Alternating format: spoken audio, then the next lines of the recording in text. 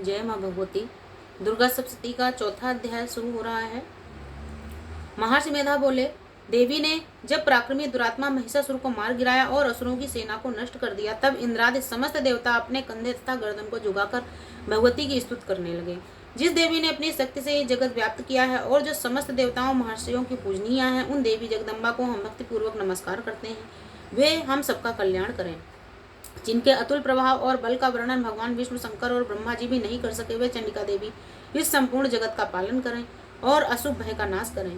पुण्यात्माओं के घर में तुम स्वयं देवी लक्ष्मी रूप में, पापियों के यहाँ दरिद्र रूप में, शुद्ध अंतःकरण वाले पुरुषों के हृदय में बुद्धि रूप में, सत्पुरुषों में श्रद्धा रूप में और सतकुल में उत्पन्न पुरुषों में तुम लज्जा रूप में होकर उनके घरों में निवास करती हो। हम उन भगवती दुर्गा को नमस्कार करते हैं। हे देवी, इस विश्व का पालन करो। हे देवी, तुम्हारे अचिंत रूप, असुरों का नाश करने वाले भारी पराक्रम तथा समस्त देवताओं और दैत्यों के सम्मुख ये युद्ध में प्रकट किए हुए जो तुम्हारे अद्भुत चरित्र हैं, उनका हम किस प्रकार से वर्णन करें। हे देवी, तुम संपूर्ण जगत की उत्पत्ति का कारण हो। सत्व, रज और तम तीनों गुण होते हुए भी आप में दोषों का अभाव है। हे देवी, भगवान विष्णु, शंकर आदि किसी भी देवता ने तुम्हारा पार नहीं पाया है। तुम ही सबकी आश्रय हो। यह संपूर्ण जगत तुम्हारा ही अंश रूप है, क्योंकि तुम सबकी आदिभूत प्रकृति हो। हे देवी, जिसके उच्चारण से संपूर्ण यज्ञों में सभी देवता तृप्ति लाभ करते हैं, वह स्वाहा तुम ही हो। तुम ही पितरों की तृप्ति का कारण हो, इसलिए तुम्हें स्वधा कहते हैं। हे देवी, विद्या जो मोक्ष देने वाली है, जो अचिंत महाज्ञान स्वरूपा है, तत्वों का सार को जानने वाले, संपूर्ण दोषों से रहित मोक्ष की इच्छा वाले मुनिजन जिसका अभ्यास करते हैं, वो तुम ही हो। तुम वाणी रूप हो। तुम ही निर्मल ऋक तथा यजुर्वेदों की एवं उद्गीत के सुंदर पदों के पाठ वाले सामवेद की आधार रूप हो।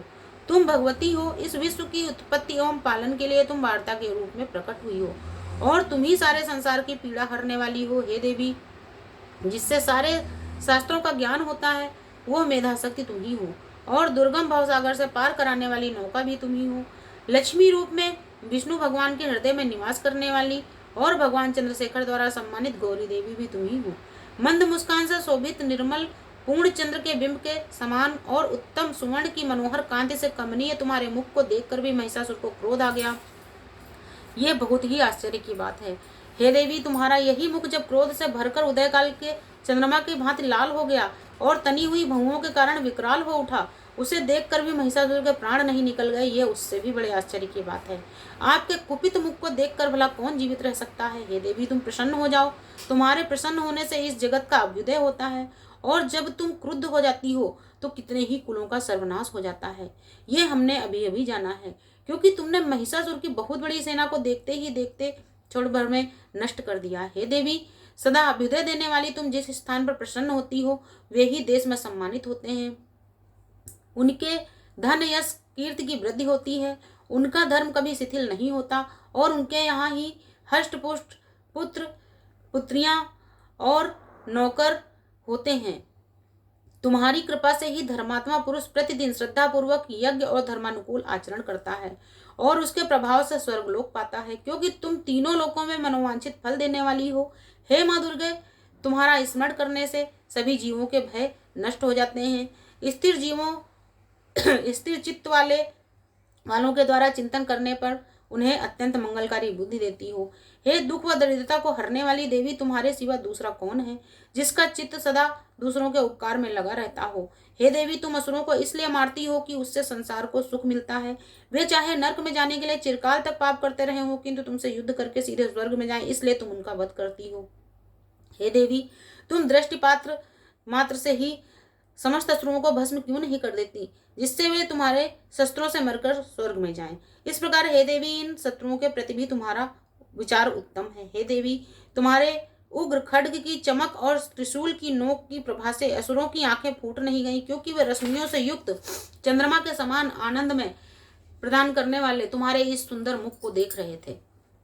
देवी, तुम्हारा शील बुरे व्यवहार को दूर करता है और तुम्हारा रूप भी ऐसा है जो ना तो कभी चिंतन में आ सकता है और न ही उसकी दूसरों से कभी कोई तुलना की जा सकती है। तुम्हारा बल व पराक्रम दैत्यों को नाश करने वाला है।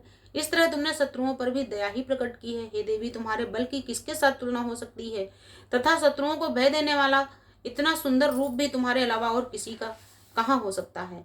हृदय में कृपा और युद्ध में निष्ठुरता, ये दोनों ही बातें तीनों लोकों में केवल आप में ही देखी गई हैं। हे माता, युद्ध भूमि में शत्रुओं को मारकर आपने उन्हें जो स्वर्गलोक पहुंचाया है, इस तरह तीनों लोकों की जो तुमने रक्षा की है तथा उन समस्त असुरों जिनमें हमें भय था, जिनसे हमें भय था, उनको नष्ट करके तुमने हमारे भय को नष्ट किया है। तुम्हें हमारा नमस्कार है। हे देवी, तुम शूल एवं खड्ग से तथा घंटे की ध्वनि और धनुष को घुमाकर पूर्व पश्चिम उत्तर दक्षिण तथा दिशा में हमारी रक्षा करो। तीनों लोकों में जो तुम्हारे सौम्य एवं भयंकर रूप हैं, उन सबसे हमारी तथा इस पृथ्वी की रक्षा करो। हे अंबिके, आपके कर पल्लवों में जो खड्ग शूल और गदा आदि अस्त्र सुशोभित हैं, उनसे हमारी रक्षा करो।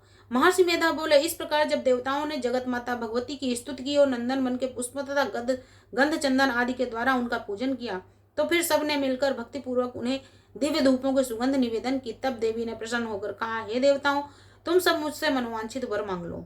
देवता बोले, हे भगवती, आपने हमारा समस्त कार्य सिद्ध कर दिया है, अब कुछ भी मांगना शेष नहीं रहा, क्योंकि आपने हमारे शत्रु महिषासुर को मार दिया है। हे महेश्वरी, आप फिर भी यदि हमें कोई वर देना चाहती हैं तो बस इतना सा ही हम वर मांगते हैं कि जब जब हम आपका स्मरण करें तब तब आप हमारी विपत्तियों को दूर करने के लिए हमें दर्शन दें। हे अंबिके, जो कोई भी आपकी स्तुति करे, आप उसे वित्त समृद्धि और वैभव देने के साथ ही उसके धन और स्त्री आदि संपत्ति को बढ़ाएं तथा सदा हम पर प्रसन्न रहें।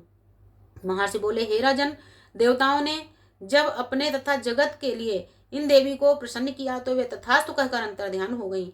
हे भूप, जिस प्रकार से तीनों लोगों का हित चाहने वाली वे देवी देवताओं के शरीर से प्रकट हुई थी, वो सारा वृत्तांत मैंने तुमसे कहा। इसके पश्चात दुष्ट असुरों तथा शुंभ निशुंभ तथा का वध करने के लिए शुंभ निशुंभ का वध करने के लिए सब लोगों की रक्षा करने के लिए वे जिस प्रकार से गौरी देवी के शरीर से प्रकट हुई थी, उनका मैं यथावत वर्णन करता हूँ। सुनो 5वें अध्याय में। बोलो माता महादुर्गा की जय।